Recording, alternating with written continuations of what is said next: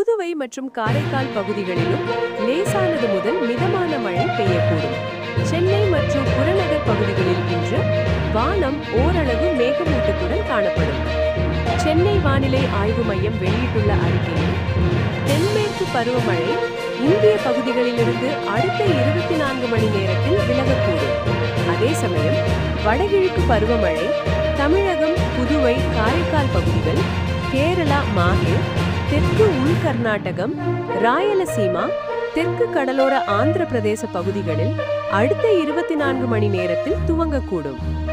நேற்று தென்மேற்கு வங்கக்கடல் பூமத்திய ரேகையை ஒட்டிய இந்திய பெருங்கடல் பகுதிகளில் நிலவிய வளிமண்டல கீழடுக்கு சுழற்சி மேற்கு திசையில் நகர்ந்து இன்று கடலோர தமிழகம் மற்றும் அதனை ஒட்டிய குமரிக்கடல் பகுதிகளில் நிலவுகிறது.